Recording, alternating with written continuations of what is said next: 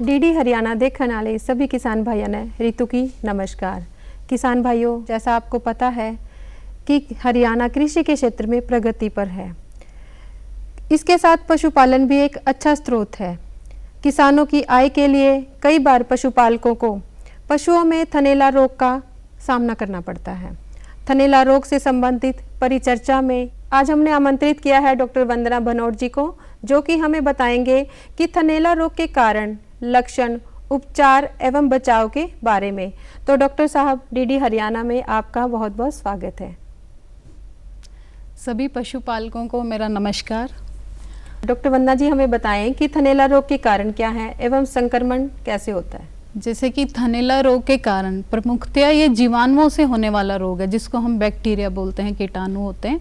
परंतु ये फफूंद, विषाणु या अन्य कई अज्ञात कारकों से भी हो सकता है, या थन पर कोई चोट है। महत्वपूर्ण जो हैं इसके जो हैं जीवाणु जिनके कारण ये होता है, स्टेफाइलोकोकस है, स्ट्रेप्टोकोकस है, ई कोलाई है, कोराइनी बैक्टीरिया। ये जीवाणु प्रमुखतया इस रोग को करते हैं। रख रखाव में लापरवाही के कारण इस रोग के प्रति संवेदनशीलता बढ़ जाती है।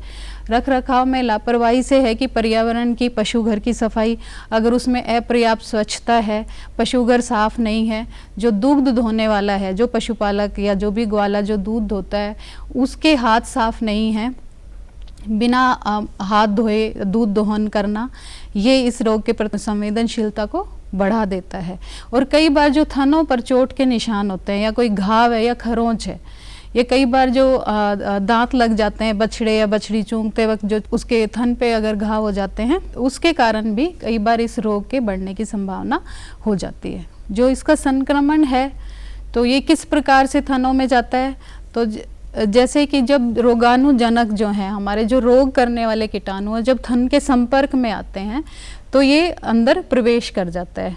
जब भी पशु नीचे फर्श पे बैठता है, गंदगी है, गंदगी होने के कारण जो दूध की नली है, जो दूध का मार्ग है जिससे दूध निकलता है, उसके अंदर से कीटाणु या जीवाणु प्रवेश करके जो अंदर उसके अंदर प्रवेश कर जाते हैं, और जो है उनकी दूध ग्रंथियों की कार्य प्रणाली है उसको प्रभावित करते हैं। फिर जब ये रोग बढ़ते बढ़ते जो अंदर दूध की कोशिकाएं हैं उनको नष्ट कर देते हैं। कई बार ये इसके कारण जो थनों में सूजन आ जाती है, कड़ापन आ जाता है, और थन एकदम कठोर हो जाते हैं, पत्थर के समान लकड़ी, क्योंकि उसमें फाइब्रोसिस हो जाती है, तो उसके कारण एकदम थन कठोर भी हो जाते हैं।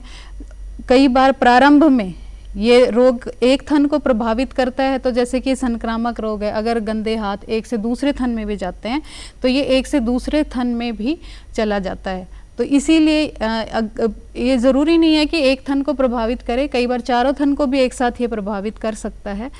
इसीलिए ये है कि अगर हमारे पशुपालक भाई इसकी प्रारंभ में तो उचित अगर हम निदान करते हैं या उचित देखभाल करते हैं, तो उस स्थिति पर हम इसको रोक सकते हैं, और रोग बढ़ने के बाद इसका इलाज कठिन हो जाता है। तो थनैला रोग से होने वाले पशुपालकों को नुकसान क्या क्या होते हैं? थनैला रोग से होने वाले जो पशुपालकों को नुकसान है, इनको हम दो तरह से बांटकर देख सकते हैं। जैसे आर्थिक नुकसान है। आर्थिक नुकसान, जैसे आर्थिक नुकसान किस प्रकार से होगा, जैसे कि इस रोग में दूध के उत्पादन में कमी हो जाती है, दूध की गुणवत्ता में भी कमी हो जाती है। तो और जो है, जो इसके कारण जो दूध खराब है, तो उसके दूध से बने उत्पाद हैं वो भी सही नहीं बनते, तो जो पशु को दूध की सही कीमत भी इससे नहीं मिलते, ये इससे नुकसान है। कई बार थनैला रोग ज़्यादा होने के कारण, जैसा मैंने आपको पहले बताया कि जो एक या दो थन पशु के अगर कठोर हो गए, उनमें फाइब्रोसिस हो गई है, तो पशु के थन उस ब्यांत या कई बार किसी भी ब्यांत में उनमें दूध नहीं आता, वो पूर्णतया खराब हो जाते हैं, तो ये एक नुकसान हो जाता है। और बीमारी आने के बाद जो पशु को जो खर्च दवाइयों के लिए उठाना पड़ता है, वो भी हम इस आर्थिक नुकसान के अंतर्गत लेते हैं। दूसरा नुकसान है कि जो और लगभग प्रति वर्ष हमारे पशुपालक भाइयों को करोड़ों का नुकसान इस बीमारी के कारण उठाना पड़ता है। जो दूसरा नुकसान है कि जो थनैला रोग ग्रस्त पशु है, जिसमें थनैला रोग है, उसके जो दूध में है, उससे मनुष्यों में भी दूध जनित बीमारियां हो सकती हैं। तो ये है, ये मानव स्वास्थ्य के लिए भी ठीक नहीं है। तो लक्षणों के आधार पर जो थनैला रोग है वो कितने प्रकार का होता है? जो हम लक्षणों के आधार पर अगर थनैला रोग को विभाजित करते हैं तो प्रमुखतया ये दो प्रकार का हम जो है प्रमुखतया देखते हैं कि एक तो अलाक्षणिक, उपलाक्षणिक या लाक्षणिक। जैसे कि आपको इसके नाम से ही पता चल रहा है कि अलाक्षणिक या उपलाक्षणिक है, जिसमें हमें कोई लक्षण नहीं दिखाई देते हैं। जो पशु का दूध उत्पादन है वो एकदम कम हो जाता है और पशु का दूध में कई बार खारीपन आ जाता है। इस प्रकार से पशु की जो लेवटी पर हमें किसी प्रकार के कोई लक्षण इसमें दिखाई नहीं देते हैं। ये अलाक्षणिक रोग है। और जो लाक्षणिक रोग है, जैसे हमें नाम से ही पता चल रहा है कि इसमें लक्षण हमें दिखाई दे जाते हैं। लक्षण किस प्रकार से होंगे? दूध में भी दूध भी असामान्य होगा। जो सामान्य उसका रंग है उससे उसका रंग बदल सकता है। जैसे कि दूध पीला हो सकता है, पानी जैसा हो जाएगा, ज़्यादा पीला भी हो सकता है, उसमें छेछड़े आ सकते हैं, दूध में खून आ जाता है, दूध में मवाद हो सकता है। इस प्रकार से इसके लक्षण थनैला रोग में हमें दूध में दिखाई देंगे। तो यदि थनैला रोग हो जाए तो उसकी पहचान कैसे करें? हाँ, अभी मैं जैसे लक्षण आपको बता रही हूँ। कई बार जो लेवटी है, ये जो लाक्षणिक है, ये तो दूध में मैंने आपको लक्षण बताया कि पशु के दूध में खून आ सकता है, मवाद आ सकता है, या दूध जो है पानी जैसा हो सकता है, या उसमें पस भी आ सकती है, जो मवाद मैंने बताया। इस प्रकार के लक्षण हमें दूध को में देखने को मिलते हैं। लेकिन जो लेवटी पर भी जब जो क्लिनिकल लाक्षणिक फॉर्म हम बोलते हैं, उसमें पशु की लेवटी अयन जो हम बोलते हैं अयन लेवटी, ये गर्म हो सकती है, इसमें सूजन आ सकती है, थन में सूजन आ सकती है। लेवटी कई बार पत्थर के समान कठोर भी हो जाती है। और इसमें कई बार इस रोग में कई बार पशु को भूख भी, खाना पीना भी कम कर देता है अगर अधिक रोग बढ़ गया है, और पशु को बुखार भी आ जाता है इस प्रकार के। और कई बार इतनी कठोर इसमें हो जाते हैं अयन और इसकी लेवटी इतनी कठोर हो जाती है कि पशु का चलना फिरना दर्द के कारण मुश्किल हो जाता है। और पशु को अगर दर्द भी महसूस करता है, जब हम पशु का दूध निकालते हैं उस समय वो दूध निकालने में परेशान होता है और कई बार टांगे मारता है, उठाता है। इसका ये मतलब है कि पशु को कहीं दर्द है। लेवटी में दर्द, सूजन, लालीपन इत्यादि ये लक्षण हमें लाक्षणिक थनैला रोग में देखने को मिलते हैं। तो थनैला रोग की रोकथाम या बचाव कैसे करें? बहुत ही इसका अच्छा बिंदु है। उससे पहले हम इसकी पहचान के बारे में जो रह गई है, जो पहला आपका पिछला प्रश्न था कि इसकी पहचान किस प्रकार करें, क्योंकि लाक्षणिक रोग को तो हम देखकर बता सकते हैं कि दूध में या जो है लेवटी में इस प्रकार के लक्षण है तो लाक्षणिक रोग है। तो उसको पहचानना तो काफ़ी आसान है हमारे पशुपालकों के लिए।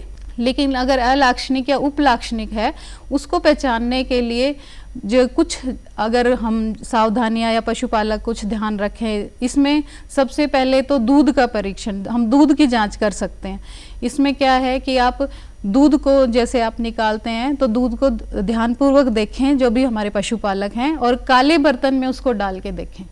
अगर काले बर्तन में हमें ये है कि जो भी उसमें असामान्य है, जो भी परिवर्तन है, वो हमें जल्दी देखने को मिल जाएगा। पशु के दूध में अगर खून आ रहा है या मामूली भी छेछड़े हैं तो वो शुरुआत में हमें उसमें दिखाई दे जाएंगे। दूसरा क्या है कि इसमें खारीपन भी आ जाता है पशुओं के, जो एक पीएच जिसको बोलते हैं हम, वो असामान्य हो जाता है थनैला रोग में, जिसके कारण कि खारीपन हो जाता है। जो सामान्य जो पीएच होता है दूध का गाय, ये 6.8 तक होता है, लेकिन जब ये होने के कारण रोग जो है उपलाक्षणिक या थनैला रोग होने के कारण ये पीएच 7.4 तक पहुंच जाता है, जिसके कारण इसमें खारीपन आ जाता है, जिससे कि ये रोग होने की हमें पता लगाया जा सकता है कि पशु में थनैला रोग है। और पशुपालक जो हैं हमारे, वो खुद भी जैसे इस तरह से दूध का परीक्षण कर सकते हैं, लेवटी का भी, कि लेवटी में कोई भी असामान्य अगर आपको लग रहा है तो उसको आप देख सकते हैं। उसको किस पूरे थनों को खाली करके आप जो थनों को घुमाकर भी देख सकते हैं। उसके आकार में, उसकी आकृति में कोई भिन्नता है तो इसका मतलब थनैला रोग होने की संभावना हो सकती है। कई बार क्या होता है कि हमें पशुपालक बताते हैं कि एक थन उसका पशु का ऊपर चढ़ गया है, जैसे 4 थन में से एक ऊंचा हो गया, लेवटी एक साइड से टेढ़ी हो गई है, तो ये असामान्य है। तो इसमें लक्षण और इस प्रकार से कोई नहीं आया कि लेवटी में सोजिश है या लेवटी में गांठ है, लेकिन असामान्य रूप से वो एक तरफ से ऊपर हो गया। तो ये भी एक उपलक्षणिक थनैला रोग होने का जो है लक्षण है, इस प्रकार से पहचान कर सकते हैं हमारे पशुपालक। और जो दूसरा है कि इसके लिए पशुपालक अपने दूध का सैंपल भी टेस्ट करा सकते हैं। लाक्षणिक में तो जैसे वो वहीं पर देखकर पहचान सकते हैं कि इसको ऐसे लाक्षणिक ये थनैला रोग आया है, तो उसके अगर पशुओं को कोई हमारे पशुपालकों को कोई लक्षण अगर नहीं दिखाई दे रहे हैं और दूध उत्पादन में एकदम कमी आ गई है, तो वो जांच के लिए दूध का सैंपल जो भी नज़दीकी प्रयोगशाला है, जो पशु रोग जांच प्रयोगशाला है, वहाँ ले जाकर दूध की जांच करवा सकते हैं, जिसमें जैसे मैंने आपको बताया जो कैलिफोर्निया मैस्टाइटिस टेस्ट है इसके लिए, जिससे जांच से हमें थनैला रोग का पता लगाया जा सकता है, उसका निदान किया जा सकता है कि इसमें थनैला रोग है या नहीं। और जो पीएच जो मैंने आपको बताया बदल जाता है, वो पीएच तो जो पीएच पेपर स्ट्रिप्स हैं वो पेपर आता है, उस माध्यम से तो हमारे पशुपालक घर पे भी इसकी जांच कर सकते हैं। उसको पीएच पेपर स्ट्रिप को दूध में अगर डुबोएंगे तो रंग के बदलाव से कि इस रंग पर ये पीएच है, उससे भी अनुमान लगा सकते हैं कि इसमें थनैला रोग अगर प्रारंभ स्थिति में है, तो उस तरीके से भी जांच का हम पता लगा सकते हैं। और अगर संदेह की स्थिति है तो हम प्रयोगशाला में कल्चर और एंटीबायोटिक टेस्ट के द्वारा इस रोग का उचित निदान करके और सही उपचार कर सकते हैं। तो थनैला रोग के उपचार के दौरान जो हमारे पशुपालक भाई हैं वो क्या क्या सावधानी रखें? जो थनैला रोग के उपचार में जैसे बताया कि हमें कोई भी जो इनको एंटीबायोटिक या जिसको हम प्रतिजैविक औषधि बोलते हैं, जो हिंदी में जो कोई भी एंटीबायोटिक है, ये हमने पशुओं को बिना जांच के नहीं देनी है। जैसे आपको बताया कि हम लैब में ले जाकर इसका कल्चर और एंटीबायोटिक सेंसिटिविटी टेस्ट लगवा सकते हैं, और पशु चिकित्सक के जो भी नज़दीकी पशु चिकित्सक है उसके परामर्श से इसको ये उपचार शुरू कराएं।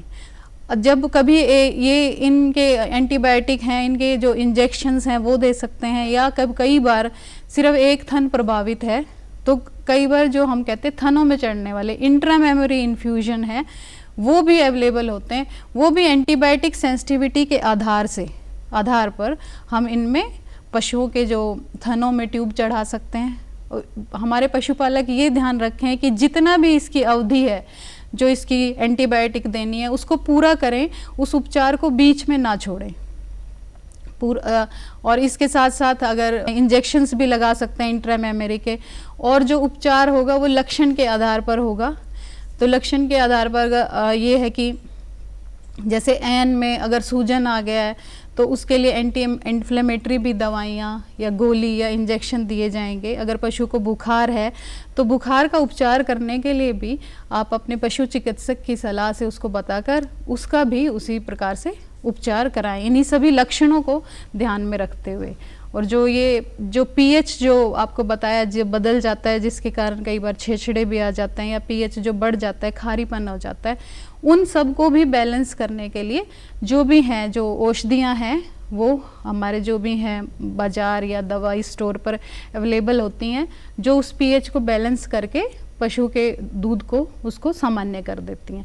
तो ये सारे उपचार जो भी, क्योंकि जो इसका जो आकलन है ये पशुपालक भाइयों को ये बताना ज़रूरी है कि जो इस रोग के कारक और इस रोग की गंभीरता का आकलन जो पशु चिकित्सक है वो सही कर सकते हैं। तो अब हमेशा पशु चिकित्सक के परामर्श से इनको आपने जो है जो एंटीबायोटिक है प्रतिजैविक औषधि देनी है, और उसका सही पूरी जो उसकी अवधि है उसको पूरा उसको उपचार करना है, और उसको आपने बीच में नहीं छोड़ना है। कुछ जो है हम परंपरागत भी इसमें उपचार अपने जो कर सकते हैं, जो कि हैं जिस प्रकार से अगर एन काफ़ी गर्म है उसमें सूजन है तो ठंडे पानी की सिकाई करके इससे पशु के जो है लेवटी है उसमें आराम आता है। और अगर लंबे समय से दीर्घकालीन थनैला रोग है, ठंडा और कठोर है उसकी जो लेवटी, तो उसमें हम गर्म या गुनगुने पानी से उसकी सिकाई कर सकते हैं। तो इसको पशु को काफ़ी उससे आराम मिलता है। तो जो हमारे पशुपालक भाई हैं वो स्वच्छ और स्वस्थ दूध कहाँ से प्राप्त करें? स्वच्छ दूध उत्पादन से पहले मैं जो ये जैसे मैंने आपको बताया कि ये ज़्यादा मैनेजमेंट अगर प्रबंधन ठीक नहीं है उससे होने वाली बीमारी है। तो कुछ बिंदु जो रोकथाम के जो बिंदु अगर उस पे हमारे पशुपालक भाई सही उसको ध्यान में रखकर अगर पशुपालन करते हैं और पशु का रख रखाव करते हैं तो इस बीमारी से काफ़ी हद तक बचा जा सकता है। जो जैसे कि बताया कि इस बीमारी की जो संवेदनशीलता बढ़ जाती है, क्या अपर्याप्त सफाई होने के कारण या पशु के थन पे चोट होने के कारण या गलत तरीके से दूध होने के कारण, आहार में कमी होने के कारण। तो अगर हमारे पशुपालक भाई इन सभी बिंदुओं पे काम करेंगे तो हम इस रोग से काफ़ी हद तक बचाव कर सकते हैं। उसमें आपने क्या ध्यान रखना है कि पशु के जो पशु के बांधने का और पशु के दूध निकालने का स्थान है वो एकदम स्वच्छ होना चाहिए, साफ होना चाहिए, हवादार होना चाहिए। उसको आपने जो भी है कि उसकी साफ सफाई का पूरा ध्यान रखना चाहिए। जो पशु के थनों पर कोई भी खरोंच या घाव ना हो, ये पशुपालक भाई हमें लगातार उनका देखते रहें और उस पर अगर कोई है तो तुरंत उसका उपचार करें, कोई भी एंटीसेप्टिक लगाकर या कोई भी शुरुआत में अगर मामूली खरोंच भी है तो उसका उसी समय सही और उचित उपचार करें।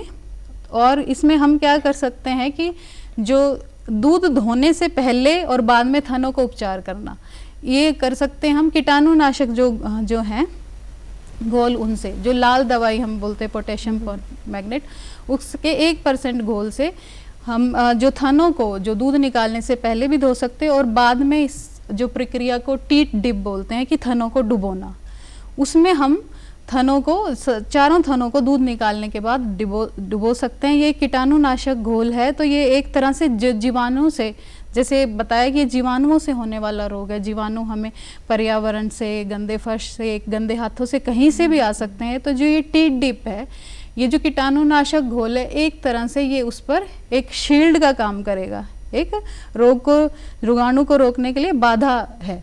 तो इस प्रकार से ये काफ़ी हद तक इस रोग को रोकथाम में काफ़ी मदद करता है। जो हम जैसे कि अगले ब्यांत में जब पशु जाता है तो उससे कुछ समय पहले दूध निकालना हम छोड़ देते हैं, जिसको हम ड्राई काउ या शुष्क पशु उपचार बोलते हैं। उसके दौरान भी अगर पशुपालक हमारे ध्यान रखें कि हमारे जो किसान भाई ध्यान रखें कि जब भी आपने थनों को छोड़ना है, दूध निकालने से पशु को छोड़ना है, तो उसमें प्रतिजैविक औषधि या एंटीबायोटिक आपने उसमें लगाकर ही छोड़ें, उसमें इंट्रामेमरी चढ़ाकर ही पशु को दूध निकालने से छोड़ें। तो ये रोग की जो अगले ब्यांत में, जैसे अगर ब्यांत के शुरुआत में, दुग्ध काल के शुरुआत में ये रोग ज़्यादा होता है, अगर हम ये शुष्क पशु उपचार विधि अपनाएंगे तो इस रोग की संभावना को ब्याने के बाद हम काफ़ी हद तक कम कर सकते हैं। और दूध धोने का तरीका इसमें महत्वपूर्ण है। पशु का जो दूध है वो आराम से निकालें और दूध के जो धोने की विधि है उसको आप ठीक रखें। जैसे कि जो दूध धोने की विधि होती है पूर्ण हस्त विधि, जिसमें पूरा हाथ या जो एक अंगूठा लगाकर जो करते हैं, ज़्यादातर अंगूठा लगाकर और जो उसके थनों को दबाकर जो दूध निकालते हैं, इससे जो है उसके टिश्यू या जो थनों के ऊतक है उनको नुकसान होता है और थनैला रोग की संभावना इससे बढ़ जाती है। तो पशुपालक हमारे पूर्ण हस्त विधि से दूध दोहन की जो है प्रक्रिया उसको अपनाएं। और जो शुरुआत में इसके जो संक्रमण में बताया कि ये दूध की नली, जो दूध के जो मार्ग से ये संक्रमण जाता है, तो अगर हम जो पशुपालक भाई जब भी दूध निकालते हैं तो ये उनकी जानकारी के लिए है कि ये टीट कैनाल, जो दूध का मार्ग है, ये 25 से 30 मिनट तक खुली रहती है। अगर तुरंत हमारा पशु दूध निकालने के बाद नीचे बैठ जाता है तो जो दूध की जो टीट कैनाल है, दूध मार्ग खुला होने के कारण जीवाणुओं का इन्फेक्शन उसमें प्रवेश कर जाता है, जो संक्रमण उसमें चला जाता है। तो कोशिश करें कि जो हमारे पशुपालक हैं जो दाना चारा जो अपने पशुओं को देना है दूध निकालने के बाद दें, जिससे कि वो आधा घंटा दूध निकालने के बाद खड़ा रहे। तो इस प्रक्रिया को भी अपनाने पर हम थनैला रोग से काफ़ी हद तक रोकथाम कर सकते हैं। और जो पशु के जो आहार में विटामिन ई और सेलेनियम लवण मिलाने से भी इस रोग के जो हम है रोकथाम कर सकते हैं, वो भी इसको इनमें मिलाएं तो रोक सकते हैं। तो डॉक्टर वंदना जी, आप जाते जाते हमारे किसान भाइयों को क्या संदेश देना चाहेंगी? ये कहना चाहेंगे कि जो थनैला रोग है ये कुप्रबंधन से होने वाली बीमारी है। अगर हमारे पशुपालक इसका सही पशु की सही उचित देखभाल करेंगे, उसकी साफ सफाई रख रखाव का सही देखभाल अगर हम करें, दूध दोहने का तरीका ठीक रखें, पशु का आहार ठीक रखें, तो हम इस जो आर्थिक दृष्टि से महत्वपूर्ण बीमारी है काफ़ी हद तक बचाव कर सकते हैं। और इस रोग के कारण को समझना और निदान को समझना इसकी उचित जो है समाधान के लिए बहुत ज़रूरी है। इसलिए इसको जब भी आप इसका उपचार करें तो प्रारंभ में ही पशु चिकित्सक की सलाह से इसका उचित समय पर उपचार करें। इसी के साथ इस कार्यक्रम को हम यही समाप्त करते हैं। नमस्कार।